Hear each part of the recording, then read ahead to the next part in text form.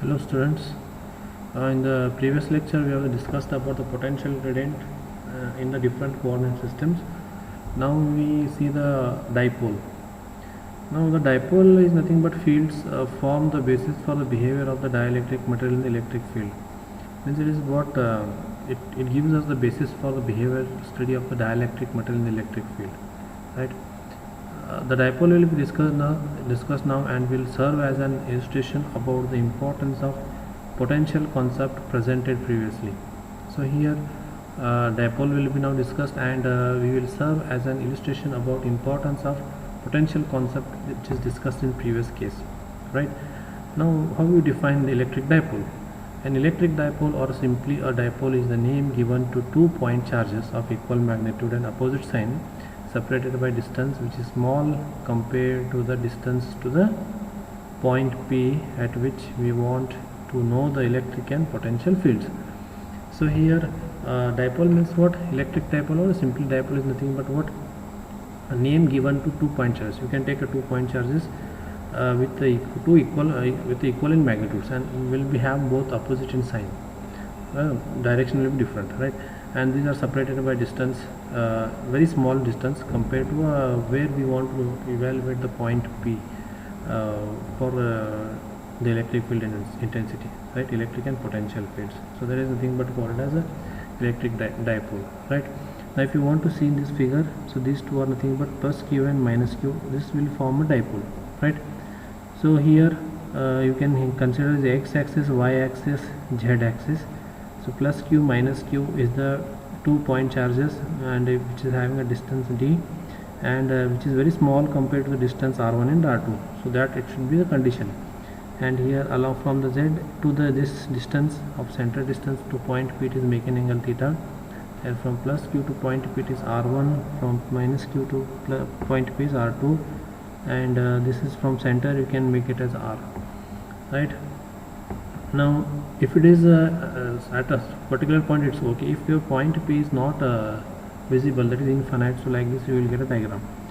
So you can tell that this is the diagram for the point P to a distance to infinity. The same diagram will be there, just you can show all the lines in parallel, right? But you will get one of the values of r2 minus r1 as d cos theta. Here there is a difference, right?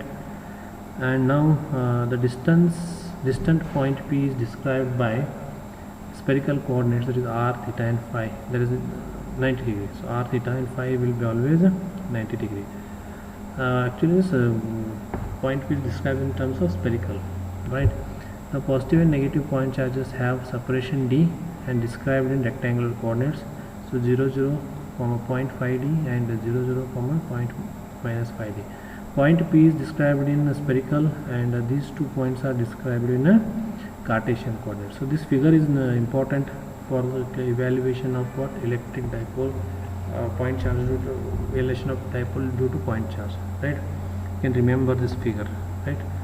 Now next, the total potential at point P can be written as V is equal to 1 q by 4 pi epsilon naught into bracket 1 by r1 minus 1 by r2, that is nothing but equal to q by 4 pi epsilon naught r2 minus r1 divided by r1 into r2.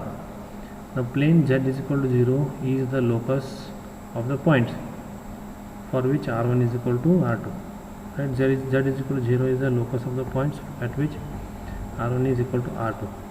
The potential there is 0 as also all points at infinity. So potential will be 0 at these points as all the points at infinity, right?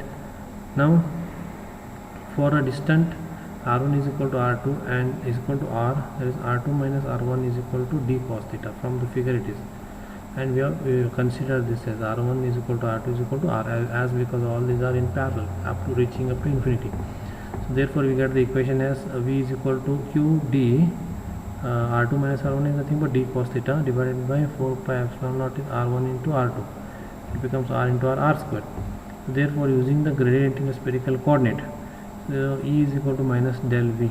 So minus of del V is nothing but what? Dou V by dou r AR plus 1 by r dou V by dou theta A theta plus 1 by r sine theta dou v by dou phi a phi.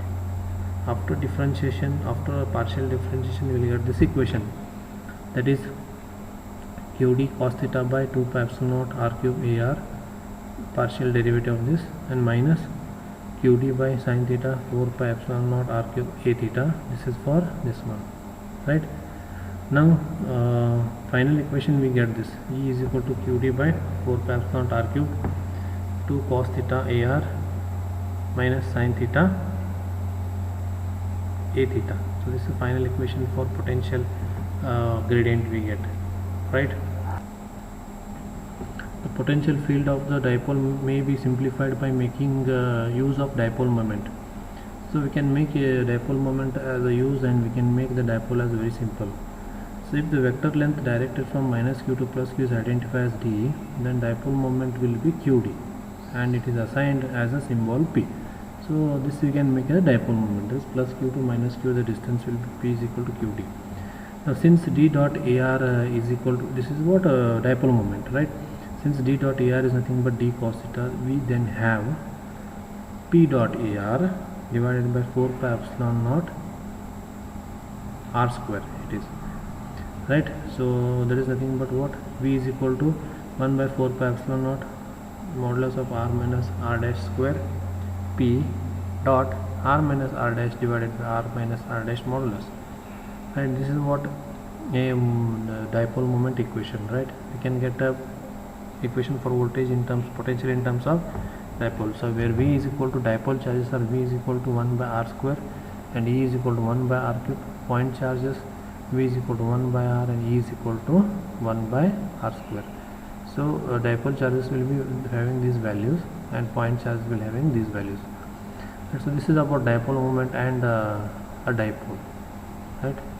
Thank you.